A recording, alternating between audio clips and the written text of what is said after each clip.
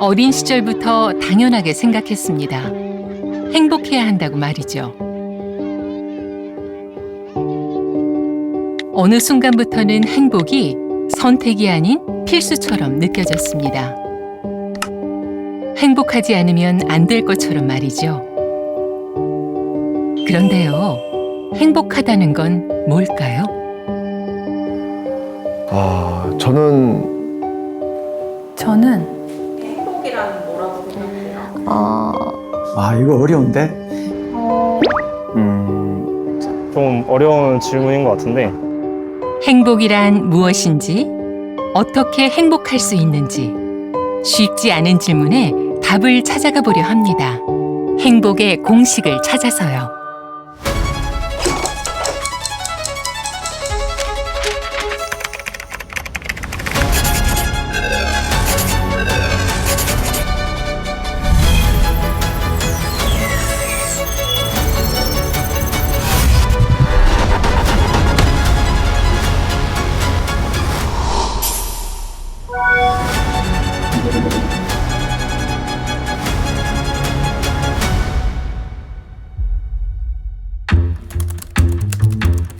먼저 모르는 게 없다는 AI에게 행복이 무엇인지 물었습니다.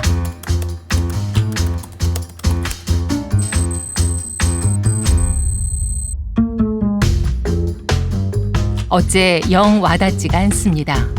알 듯 모를 듯 이론적이고 관념적인 이야기뿐입니다. 그래서 질문을 바꿨습니다.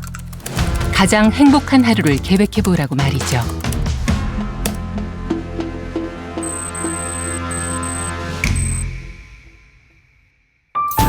오직 한 사람의 행복을 기준으로 하루의 모든 선택을 AI가 대신합니다.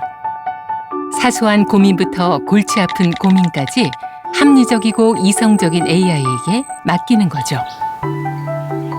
지금부터 AI가 계획한 가장 행복한 하루가 시작됩니다.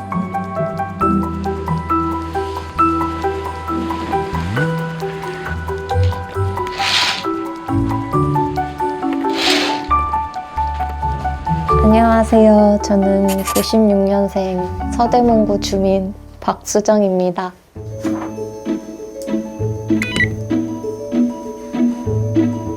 먼저 내가 어떤 사람인지 직접 입력합니다. AI에게 행복한 하루를 계획하기 위해 필요한 질문을 받아서 답변하기도 했죠. AI는 주어진 정보를 빠르게 분석해서 먼저 수정 씨가 어떤 사람인지 파악했습니다. CBT의 분석이 맞는 것 같나요? 너무나 맞아요. 너무 소름 끼쳐가지고 지금 너무너무 기대가 됩니다. 다음은 수정 씨에게 가장 행복한 하루를 계획했는데요. 글로만 봤을 때는 너무 와닿는데 실제로 이렇게 경험을 하면 어떨지가 기대가 됩니다. AI가 계획한 행복한 하루가 시작됩니다.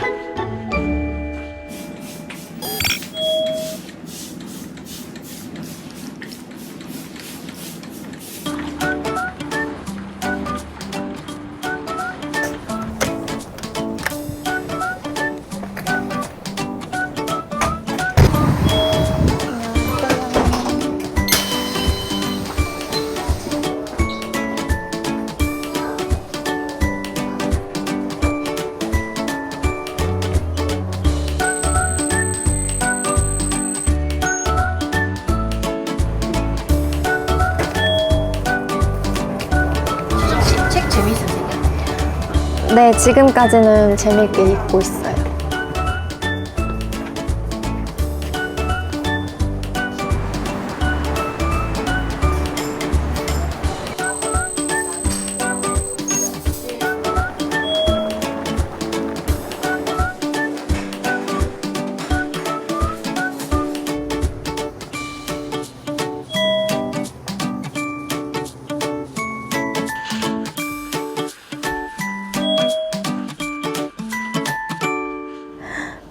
드라마도 혹시 GPT가 정해주나요?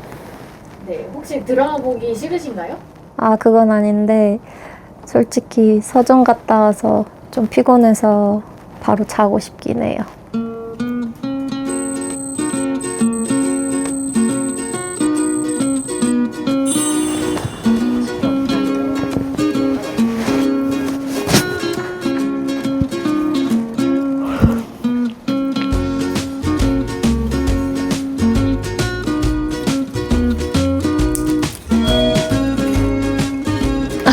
진짜 너무 힘들어. 아, 그래? 대박인데? 알았어. 미안해. AI가 계획한 행복한 하루 어땠을까요? 솔직히 조금 고민 안 해도 되고 좋긴 했는데 조금 아쉬웠어요. 뭔가 나 뭐 하고 있는 거지? 그런 회의감도 들기도 했고요. 뭔가 제가 제 자신을 잃어가는 느낌을 많이 받았던 것 같습니다. 분명 나보다 더 똑똑하다는 AI가 합리적이고 체계적으로 계획한 하루지만 자꾸 어딘가 허전한 기분이 찾아옵니다.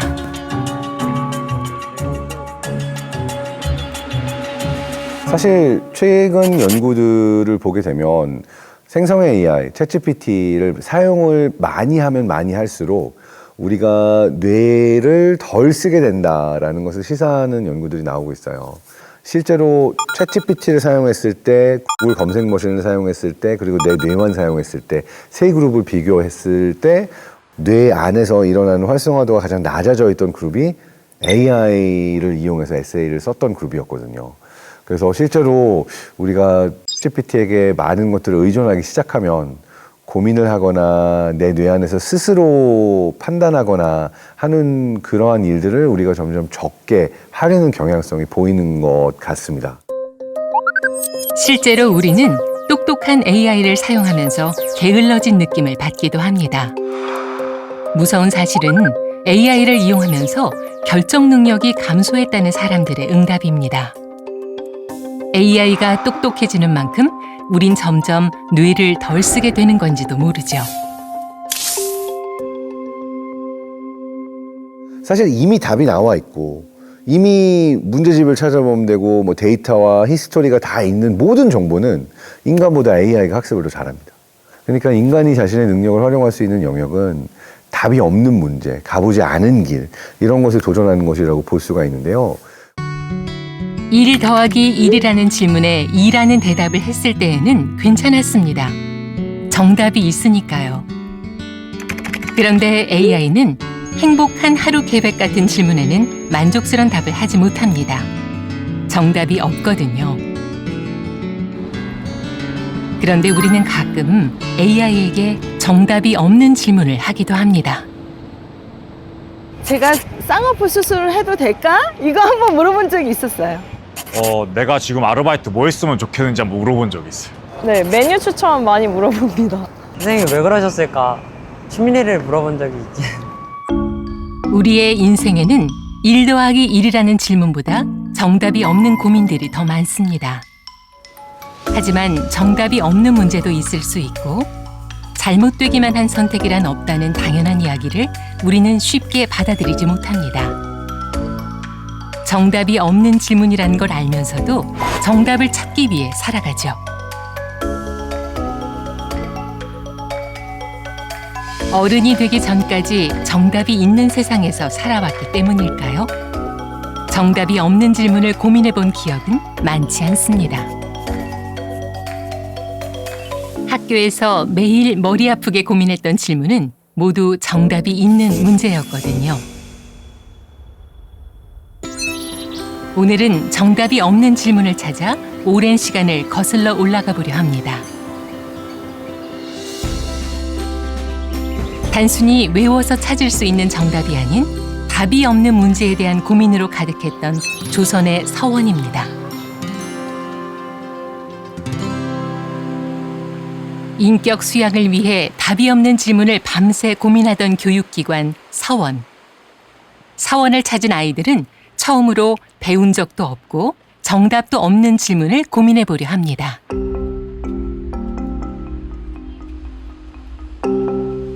술이 재앙이 된 지 오래되었다. 그 근원은 어느 시대부터 시작된 것인가?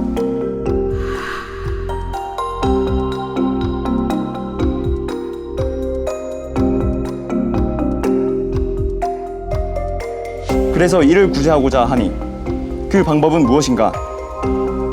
예상치 못한 낯선 질문입니다. 술을 마셔본 적 없는 고등학생이 바라보는 술. 그리고 술을 마시는 어른들의 사회는 어떤 모습일까요? 너희도 술이 문제라고 생각해? 어른들이나 드라마에서 그렇게 술 때문에 문제가 생기는 걸 많이 봤어. 길에서 술 취한 분을 만났는데 욕하면서 소리 지르고 계셔서 되게 무서웠던 기억이 있어. TV나 그런 데 광고를 보면은 연예인들이 되게 시원하게 마시고 특히 내가 좋아하는 연예인이 광고하면은 따라 사고 싶고 해롭지만 한 번쯤 계속 먹어보고 싶게 만드는 그런 이미지인 것 같아. 약간 담배 같은 분위기로만 술을 만들어도 충분히 알코올 중독자의 수는 많이 줄 것 같다고 생각을 해. 오랜만에 시작된 정답이 없는 고민은 점점 더 자유롭게 뻗어갑니다. 정부 같은 데서 좀 규제를 하는 게 어떨까? 어떤 나라에서는 시간별로 막 몇 시 이후에는 아예 술을 못 먹게 하는 나라들도 있고. 나는 술 문제를 어린 아이들부터 알아야 된다고 생각하거든. 그래야지 성인이 됐을 때도 이런 문제가 재발하지 않을 거라 생각해. 긴 고민 끝에 아이들은 답을 찾았을까요? 사람 사는 얘기다 보니까 정답은 애초에 없는 것 같고요. 자기가 정해둔 답은 있겠지만 전체적으로 답은 이거야 라고 나오는 건 없을 것 같아요. 오늘 같은 경우는 저희가 직접 문제들을 보고 서로 대화하면서 답을 찾아가는 게 지칠 수도 있지만 이런 문제들이 세상에 없다면 세상은 더 이상 발전하기 힘들 것 같아서 세상에는 오히려 이런 답이 많은 혹은 답이 없다고 할 수 있는 문제들이 더 많아야 한다고 생각합니다. 우리가 답을 잘 외우는 것, 또 정답을 잘 찾는 것 자체가 더 이상 미래 사회의 능력이 될 수 없는 거죠. 미래 사회의 능력이라고 볼 수 있는 것은 내가 스스로 답을 찾아가고 아무도 해보지 않았던 생각을 하는 것인데, 이러한 종류의 생각은 갑자기 어느 순간 내 안에서 뿅 나오는 것이 아니라 많은 독서를 하고 다른 사람들과 대화를 하고 토론을 하고 이러한 경험들이 쌓여서 나만의 생각을 할 수가 있게 되는 거거든요. 첫 번째 행복의 공식을 찾은 듯합니다. 행복에는 정답이 없다.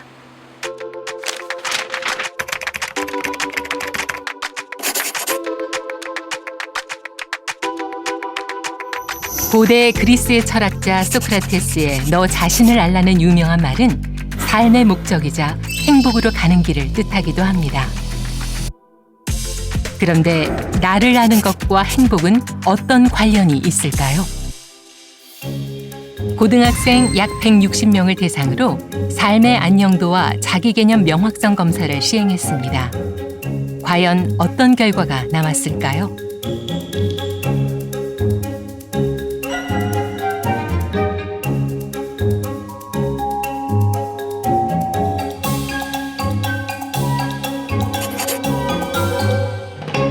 이제 자기 개념의 명확성 그리고 삶의 안녕도 척도 테스트를 비교를 한 결과를 저도 같이 분석을 좀 해봤는데요. 실제로 상관관계가 있는 것으로 나타났습니다. 현재 우리나라의 한 고등학교에 있는 학생들도 이 자기 개념이 명확한 학생일수록 삶의 안녕도 역시 높다라는 거고요. 그런 학생들이 실제로 보면은 아무래도 학교 생활도 더 충실하게 할 수 있을 것이고 학업 성취도 자체도 더 높지 않을까라고 판단하고 있습니다. 연구에 따르면 내가 누구인지 확실히 알고 있을수록 우울과 불안, 스트레스가 눈에 띄게 줄어드는 경향이 있다고 합니다. 내가 누구인지 아는 것만으로도 부정적인 감정에서 벗어나기 쉬워지는 건데요. 나를 안다는 것은 살면서 어쩔 수 없이 찾아오는 시련으로부터 나를 일으켜 세우는 힘이 됩니다. 나 자신을 아는 건 너무너무 중요한데요. 저는 저에 대해서 수치 위치는 정확하게 알고 있어요. 그건 알고 있는데 난 어떤 거 할 때 기분이 좋았지?에 대해서는 잘 모르는 거예요. 그러니까 45년 동안 내가 헛살았네라는 생각이 드는 거예요. 죽기 전에 나한테 부끄럽지 않은 내가 되려면 나에 대한 박사학위 전공자가 되고 싶다. 사실 저는 참 안타까운 게 우리 사회가 특히 학생들에 대해서는요, 하나의 기준만 적용하죠. 수능 점수 몇 점이야? 그리고 앞으로는 그게 평생 너한테 따라다닐 거야 라고 협박까지 해요. 그죠? 우리 사회는 너의 수능 점수가 너야, 이렇게 강요하고 있는 거거든요. 하고 싶은 게 결정되지 않아서 선생님한테 저 하고 싶은 게 없는데 어떻게 해요? 이러니까 일단 공부를 열심히 해라. 사실 한국은 학업을 엄청 요하잖아요. 그런데 제 친구들한테 물어보면 너 꿈이 뭐냐 이렇게 물어보면 아, 난 잘 모르겠다라는 표현이 많거든요. 그래서 저는 항상 교육적인 부분에서 한국이 무슨 목적을 가지고 학생들을 이렇게 열심히 가르치나라는 의문을 갖고 있었어요. 일단 오로지 대학에만 맞춰져 있는 것 같아서 대학 가고 나면 좀 어쩔 줄 몰라 하는 그런 상황이 좀 쉽게 일어나게 되는 것 같아요. 나는 뭘 하고 싶지라는 질문은 학교에선 언제나 성적 다음의 문제였습니다. 그럼 나를 알아간다는 건 교육으로는 어려운 일일까요?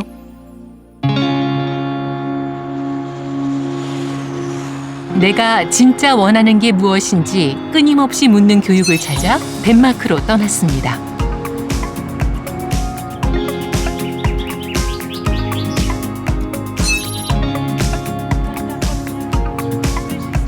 덴마크의 생태 놀이터를 찾았는데요. 우리가 아는 놀이터와는 조금 다른 모습입니다.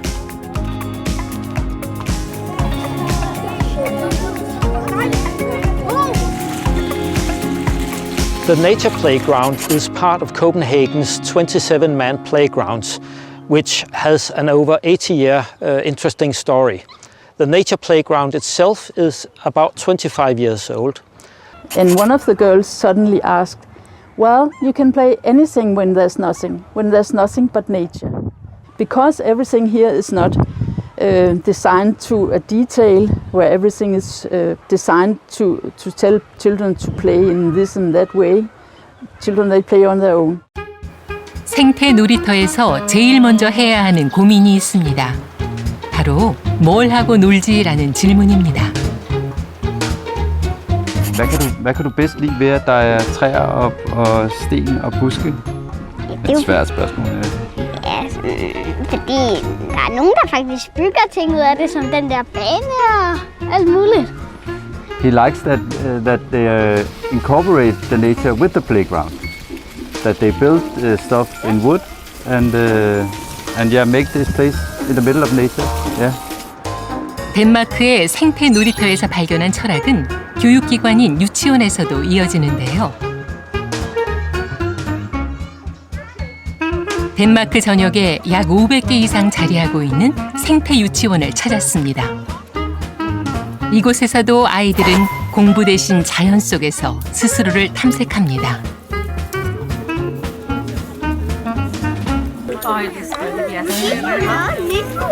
It's not like some places where curriculum is that you have in this week you should do that and another week you should do this or this year when they're 3 years you should do that and 4 years. It's not like that in Denmark. The first kindergarten we will be outside no matter how the weather is.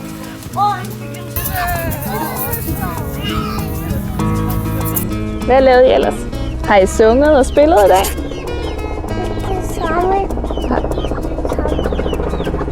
They went to the gathering where they sing. Lavede I mad?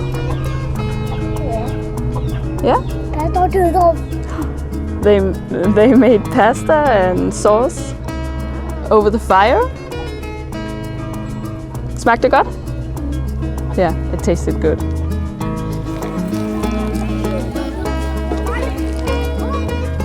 We could see that our child developed in a different way. Up here, he was more calm when he got home.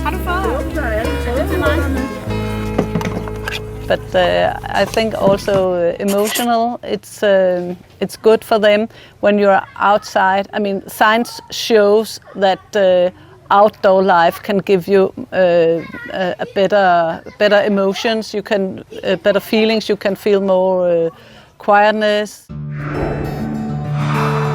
실제로 자연 속에서 시간을 보내면 건강과 행복이 증가한다는 연구 결과도 있습니다. 우리도 어린 시절 자연 속에서 오직 지금의 나에 집중하며 행복을 느꼈습니다.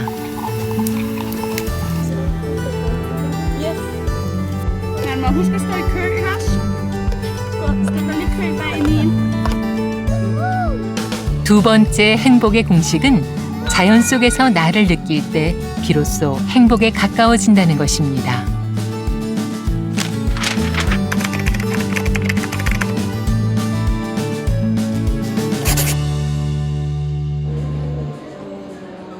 그런데 지금 우리는 무엇을 할까라는 고민이 끼어들 틈도 없는 세상을 살고 있습니다. 바로 스마트폰 때문인데요. 우리는 심심하기엔 너무 많이 연결되어 있습니다. 그런데 이 연결이 행복을 방해할 수도 있다는 생각 해보셨나요?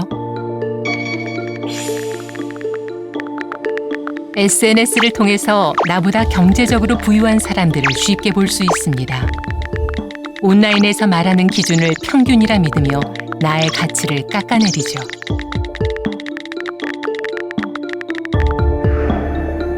실제로 SNS를 많이 이용하는 사람은 자신보다 우월한 타인과의 비교, 즉 상향 비교를 더 많이 경험한다고 하는데요. 이는 곧 상대적 박탈감으로 이어져 삶의 만족도까지 떨어뜨릴 수 있다는 연구 결과도 있습니다. 내가 이 사회에서 조금이라도 더 우위에 서서 조금이라도 이렇게 안정감을 느끼게 살아가게 하기 위해서는 이 경쟁에서 이겨내야 되니까 내가 조금 더 우위를 점해야만 내가 조금 더 안전하게 살아갈 수 있을 거라는 인식이 있기 때문에 지금 현재 내가 살고 있는 내 삶에 대한 만족도가 낮을 것이다라고 판단합니다. 게다가 스마트폰은 존재만으로도 우리의 일상에 영향을 줍니다. 대화할 때 스마트폰을 옆에 두기만 해도 심지어 엎어두어도 대화의 질은 떨어지고 공감 수준은 낮아진다는 연구 결과도 있는데요. 함께 있는 사람이 아닌 스마트폰에 주의를 빼앗기기 때문입니다. 등장한 지 채 20년도 안 됐지만 스마트폰은 우리의 일상을 지배하고 있습니다.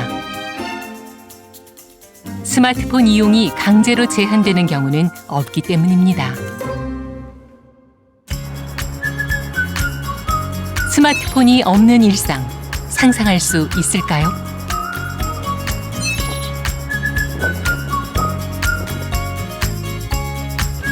이곳에 모인 아이들은 모두 스마트폰이 없습니다. 예은 학생 스마트폰 어디 있어요? 스마트폰이요? 지금 선생님이 보관하고 계세요. 스마트폰은 제출해서 지금은 가지고 있지 않습니다. 선생님들이 가져가셨습니다. 지금 반납해 놓은 상태입니다. 그러면 스마트폰 몇 살 때 샀어요?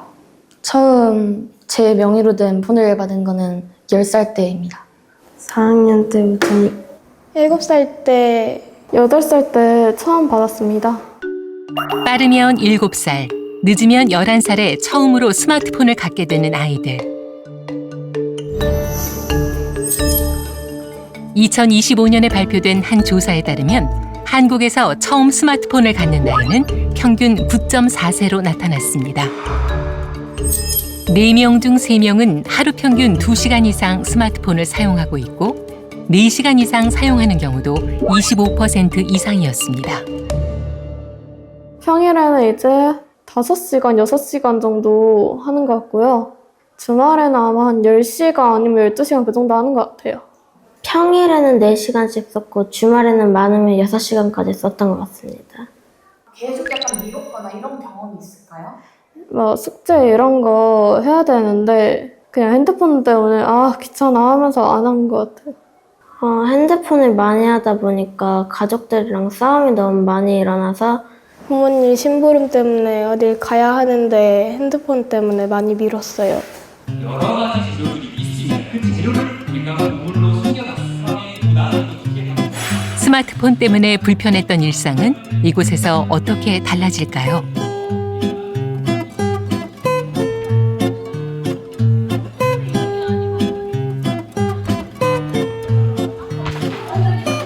스마트폰이 없는데도 심심할 틈이 없어 보입니다.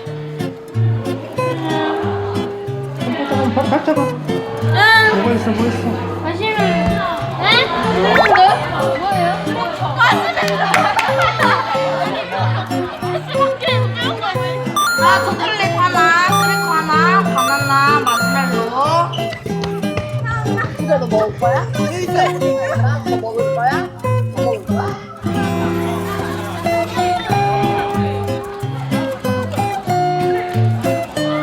무엇보다 스마트폰을 하는 시간과 달리 아이들은 언제나 혼자가 아닙니다.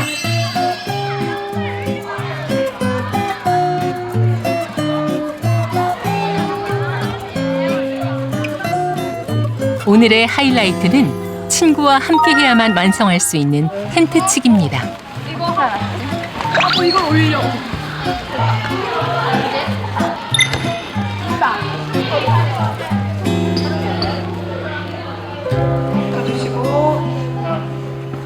스마트폰 없이 생활하다 보니까 아이들이 스마트폰에만 고정돼 있던 그 본인의 시선이 주변 친구들에게도 옮겨가고 또 더 나아가서 자연 환경으로까지 어떤 시선의 변화 이런 것들이 주어지는 것이 스마트폰 없이 생활하는 어떤 선물이 아닐까 이렇게 생각을 합니다. 스마트폰이 있었다라고 하면 오늘 하루가 어떻게 달랐을까요? 아마 친구들 다 텐트 치고 이야기하고 있을 때 저만 혼자서 텐트 안에서 휴대전 하고 있었겠죠. 활동 안 하고 계속 핸드폰만 하고 있었을 것 같아요. 친구들이랑 더 노는 게 재밌어서 저는 핸드폰을 안 봤을 것 같아요. 오늘은 친구, 선생님들과 함께 이야기하며 재미를 나눌 수 있었던 날이다. 핸드폰 없이도 많이 놀 수 있다는 것을 알려준 날이었어요.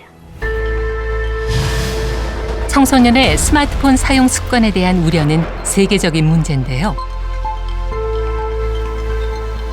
2024년 영국에서는 부모 주도의 특별한 운동이 시작됐습니다. This last February, my daughter was 8 and kids in her class started getting phones and I felt like I really didn't want to do that, but I could instantly feel that the pressure that there was going to be increasing to get her a phone.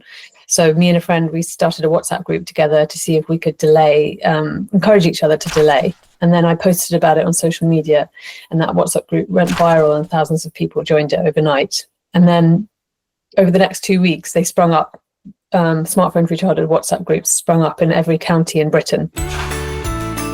자녀가 만 16살이 되기 전까지 스마트폰도 SNS도 사용하지 못하게 하는 스마트폰 없는 어린 시절 운동입니다.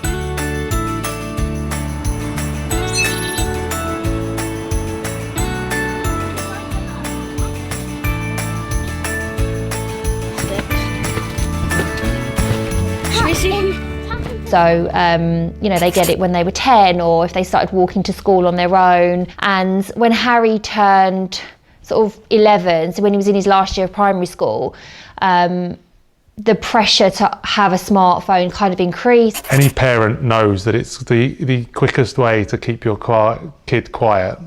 It's just obvious and it was just something that we just know is going to be the more challenging way of bringing up kids. Do you understand from Mummy and Daddy's point of view why we try and limit the use of technology with regards to the phone? Yeah, I understand because it gets very addictive at times and it's not very fun to have someone who's just addicted to the screens.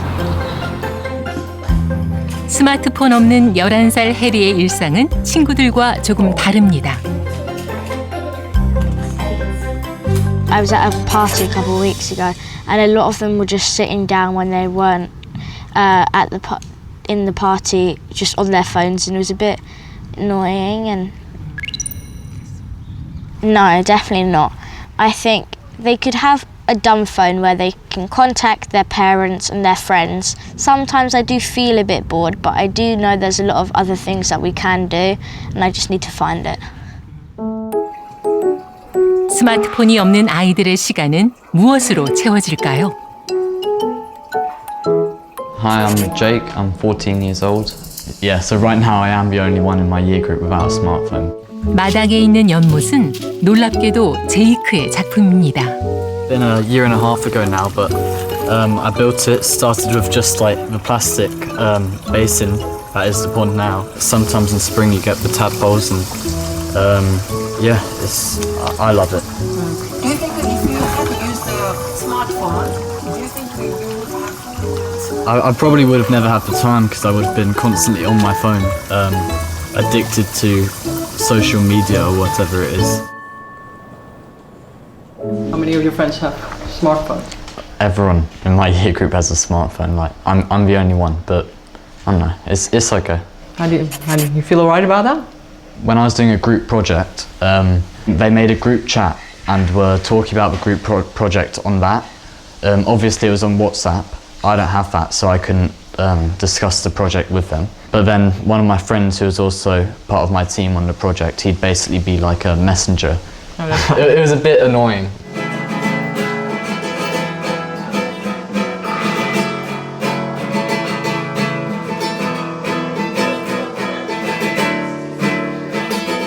I think childhood is just so short and fleeting, you know, and as an adult you think about it, it's like, oh, such a special time. And you have your whole life to look at the internet, so, you know, go and be a child. Without a phone, just, you know, do all the things that children do. 영유아, 어린이, 청소년을 대상으로 스마트폰을 규제하자는 움직임은 이제 세계적인 추세입니다. 핀란드는 2025년 초등학생과 중학생의 모바일 기기 사용을 제한하는 법안을 통과시켰고, 프랑스는 2025년 9월부터 디지털 휴식이라는 정책으로 중학교 약 200여 곳에서 스마트폰 사용을 금지하고 있습니다. 한국은 어떨까요? 한국에서도 2026년 3월부터 수업 중 스마트폰 사용이 금지될 예정입니다. 스마트폰이 바로 손이 닿을 수 있는 거리에 있다라고 한다면 사실 이게 여기 있으니까 나는 내 뇌를 쓸 필요가 없는 거죠. 스스로 기억하거나 내가 알고 있는 것들을 활용하려고 하기보다는 찾아보면 되니까 스마트폰이 바로 손에 닿을 수 있는 거리에 있으니까 여기에 의존하게 되는 경향성이 높아진다. 행복의 세 번째 공식을 찾았습니다. 스마트폰에서 멀어질수록 행복은 가까워집니다.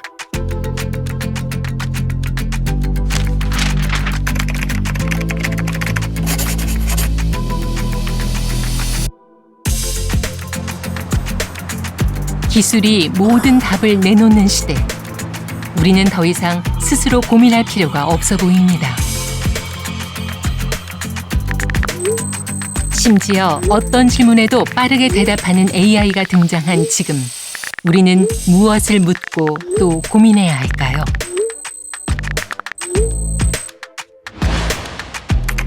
어떤 질문은 가끔 쓸데없어 보이는데요.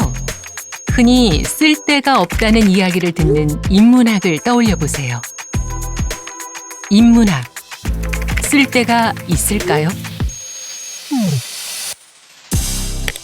문학 배운다고 밥이 나오나요? 철학한다고 해서 부자가 되느냐? 이것도 아닌 거거든요. 그런데 인문학을 뭐라고 비유를 할 수 있냐면 방법이 아니라 방향이에요.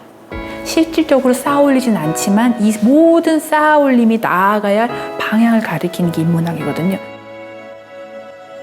인문학은 인간과 인간의 문화를 이해하는 학문입니다. 그래서 인간을 이해하고 더 나아가 나 자신을 이해하는 데 유용하죠. 인간 이해의 시작은 바로 나를 이해하는 것이니까요. 그런데 정말 인문학으로 나를 더 이해할 수 있을까요? 직접 확인해 보기로 했습니다. 먼저 문학인데요.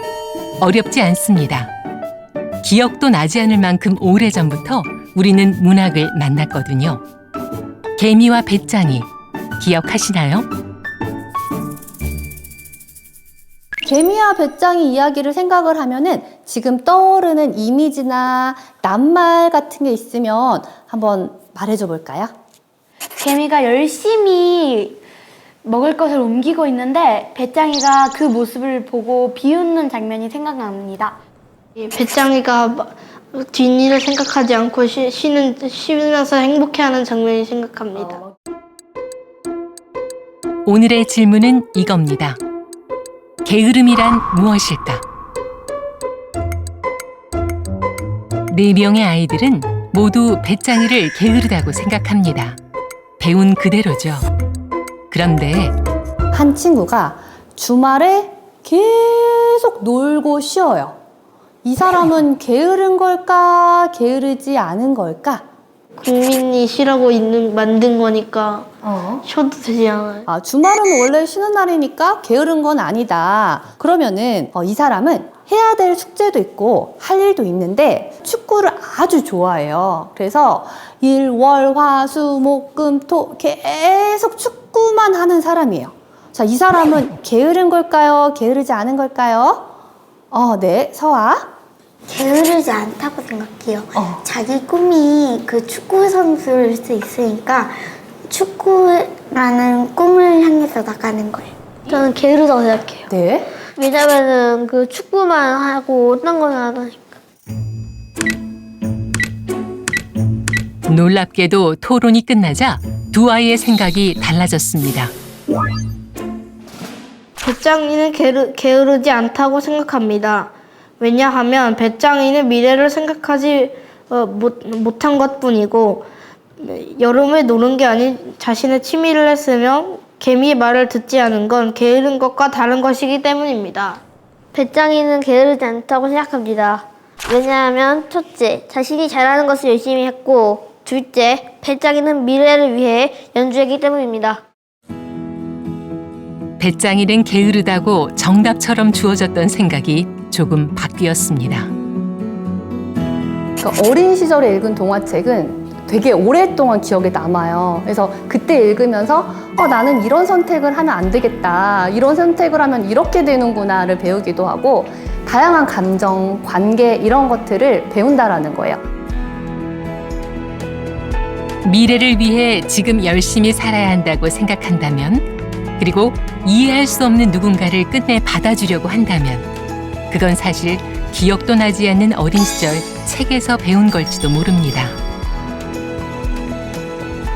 그리고 문학 속에서 정답이 아닌 질문을 찾게 되면 눈에 보이는 성장이 일어나죠. 어린이는요, 독후감을 씁니까? 서평을 씁니까? 독후감을 쓰죠.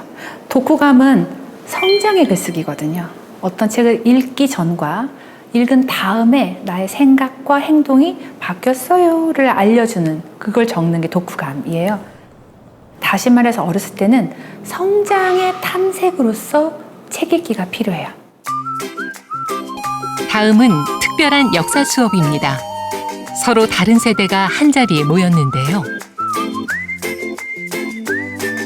안녕하세요. 금별쌤 최태성입니다. 반갑습니다. 반갑습니다. 오늘은 다양한 세대가 참여하는 역사 수업이 되겠습니다.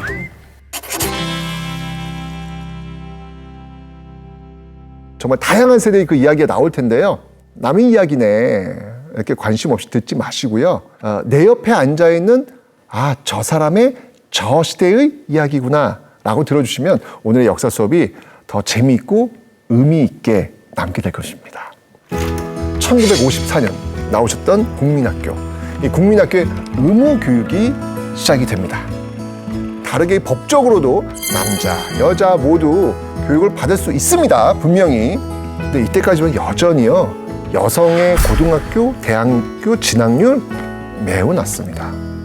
자, 한번 여쭤볼게요. 백옥녀님은 고등학교 나오셨어요? 나왔습니다. 오, 나오셨어요? 네. 저희는 사남 사녀라서. 사남 사녀? 네, 그래서 여자는 고등학교 가면 안 된다고, 못 간다고. 그렇죠. 네, 아들만 고등학교 보냈어요. 그럼 어떻게 가출하셨어요? 네. 근데 저는 학교 가고 싶어서 이렇게 주간에 회사 다니고 야간에 학교 다닐 수 있는 데가 있다고 하더라고요. 그래서 수원으로 왔어요. 저희 엄마가 저 야간고등학교 보내놓고 저희 친구들이 교복 입고 학교 갈 때마다 울었대요. 아침 먹을 때마다. 그래서 되게 슬펐어요. 우리 엄마가 그렇게 매일매일 그렇게 울었다고 하더라고요. 저희 가족들이. 1980년대 교육을 한번 이야기를 한번 좀 해볼까 합니다. 이번엔 50대 대표 박은경님께 한번 여쭤보도록 하겠습니다. 국민교육헌장 기억나세요? 국민교육헌장? 외우라고는 했었는데 지금 첫 줄만 우리는 민족 중흥의 역사적 사명을 띠고 이 땅에 태어났다는 외우시네. 그것만 기억을 해요. 그래요, 맞아요. 국가주의가 정말 너무 자연스러웠던 시대였구나라는 생각. 국민교육헌장을 보면 그게 딱 떠오릅니다. 무엇보다 1980년대에는요, 대학 입시가 인생을 결정한다. 여기저기 그런 정도였습니다. 그때는 대학을 가야 좋은 직장, 더 나은 삶이 보장됐다고 믿었던 시대였기 때문입니다. 우리의 삶은 언제나 시대의 영향을 받습니다. 원하든 원치 않든 말이죠. 그렇게 시대의 역사 안에서 자신만의 역사가 만들어집니다. 이제는 2000년대 그리고 2010년대 교육을 한번 이야기해 볼까 하는데요. 이제 2000년대마다 그 학교마다요 컴퓨터실이 생깁니다. 이러면서 정보화 교육이 시작이 되죠. 그러니까 혹시 이 중에서 코딩을 배우신 분 있나요, 학교에서? 저는 배웠어요. 혼자 뻘쭘하게 지금 흔들어서 지금. 여기 요 윗세대 코딩 배워보셨수? 2000년대만 해도요 컴퓨터를 사용하는 법을 배운 거예요, 여기는. 근데 이제는 여긴 뭐냐면 학교에서 컴퓨터를 어떻게 쓰는지가 아니라 어떻게 움직이게 하는지를 배우는 거예요. 이게 바로 기술 변화의 차이, 시대의 차이라고 할 수 있겠죠. 이 교육은요 시대와 끊임없이 소통을 하죠. 시대가 원하는 인재를 기르기 위해서 또 사회에 어떤 인재가 필요한지 끊임없이 확인하면서 변화합니다. 우리도 모르는 사이 역사적인 사건은 벌어지고 우리는 역사의 주인공이 됩니다. 매 순간 말이죠. 사실 우리는요 학교의 역사를 배우면서 결국 한때 학생이었던 나를 포함한 주변 사람들의 역사, 이런 것들을 지금 서로 이야기를 나누면서 한번 돌아봤던 것 같아요. 마지막 질문은요 이렇게 던지고 싶어요. 나라는 사람의 역사를 돌이켜보니 어떠셨습니까? 다른 세대를 조금 이해할 수 있었던 것 같아요. 당연하게 느껴졌던 교육이 저희 부모님 세대에서는 그토록 원하던 거여서 그래서 그렇게 잔소리를 들었구나. 지금 이해합니다. 이해가 됐어요. 그 사람들이 갈망했었던 거니까 나라도 잘 됐으면 좋겠다, 공부를 했으면 좋겠다 해서 좀 왔던 것 같아. 이해를 하게 됐고 다음에도 기성세대들을 만나면 그 사람들의 배경을 먼저 생각을 하고 좀 이해를 더 잘할 수 있을 것 같아요. 역사는요 결국 사람들이 살아온 그 과정을 모아놓은 기록입니다. 결국 역사를 이해한다? 이건 바로 사람을 이해하는 그 과정이라고 저는 생각합니다. 역사를 공부하면 나 자신을 이해하는 것을 넘어 타인을 이해하게 됩니다. 인간을 이해하는 인문학의 목적에는 나 자신뿐만 아니라 타인에 대한 이해 역시 포함되거든요. 좀 더 행복해지기 위해서 저는 역사를 배운다고 생각이 들어요. 왜냐하면 행복해지려면 내가 누구인지를 알아야 되거든요. 이게 내가 누구인지를 모르고 우리가 누구인지를 모르면 우리는 끊임없이 이 자본주의 사회 속에서 나라고 하는 사람을 자꾸 비교하게 되면서 아플 수밖에 없는 거거든요. 결국 역사를 통해서 내가 누구인지를 알고 우리가 누구인지를 안다면 결국은 좀 더 행복해지게 살 수 있던 그런 방법을 역사를 통해서 배우게 되는 것이죠. 나와 타인, 그리고 세상을 이해하는 인문학이 여전히 쓸데가 없다고 생각하시나요? 행복의 네 번째 공식을 찾은 듯합니다. 나와 타인, 세상을 이해할수록 우리는 행복에 가까워집니다.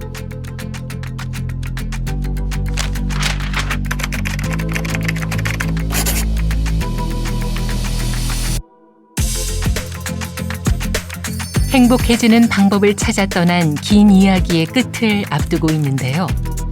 행복해지는 방법을 조금 알 것 같기도 합니다. 행복을 찾으셨나요?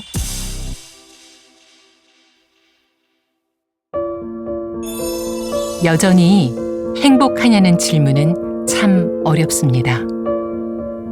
오래오래 행복하게 살았다는 주인공들은 답을 알고 있을까요? 오랫동안 품고 있던 질문 하나를 꺼내봅니다. 착하게 살면 행복할까요?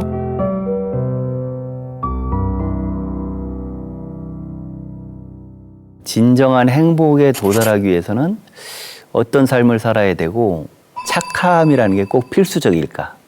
윤리적 삶을 위해서 필요한 게 무엇일까? 행복을 위해 착함은 필요 조건인 것 같습니다. 착함이라는 개념이 매우 상대적이기 때문에 꼭 필수적으로 필요한 거는 아니라고 생각합니다. 착함이라는 게 행복을 위해서 반드시 필요하지는 않다고 생각하지만 착한 사람이 더 행복할 확률이 높다고 생각합니다. 다른 사람의 입장을 조금 더 생각해보는, 거기에서 어떤 새로운 가치를 발견해낼 수 있는 능력이 있는 그런 사람이 아무래도 조금 더 주체적으로 행복에 접근할 수 있는 그런 환경이 만들어질 것 같습니다. 우리가 착함 그러면 어떤 당위적인 차원으로 많이 생각을 하는 것 같아요. 뭐 남을 도와준다든지 아니면 뭔가 정직해야 된다든지. 근데 착함이 이야기되는 거는 그것이 나한테 유익하기 때문에 그렇습니다.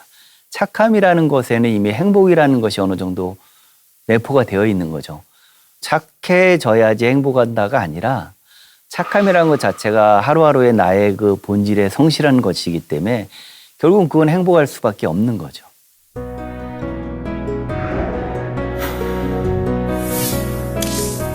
기존의 연구를 분석한 결과 나는 어떤 사람인가라는 질문에 도덕성을 중요하게 답하는 사람이 더 행복하고 자신을 긍정적으로 바라보았습니다.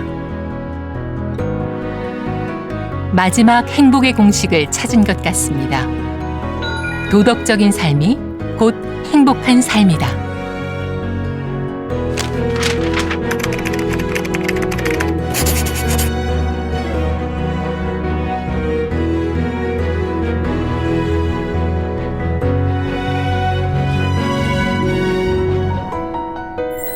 인생에 정답이 없다는 믿음을 심어준 정답만 찾는 교육은 이제 달라져야 할 겁니다.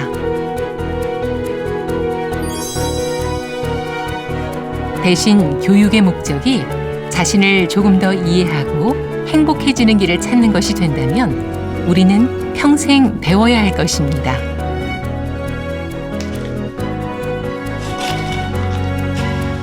우리는 모두 오래오래 행복하게 살아야 하니까요. 행복의 공식을 찾아 멀리 돌아온 느낌입니다. 우린 행복의 공식을 찾은 걸까요? 저는 행복합니다. 행복해지고 있는 중이에요. 네, 저도 행복한 것 같습니다. 행복을 발견하려고 의도적으로 노력하고 있다. 전 너무 행복합니다. 행복해지려고 노력을 많이 하고 있습니다. 저는 행복해요. 하루하루가 설렙니다. 뭐 이 정도면 행복하지 않나요?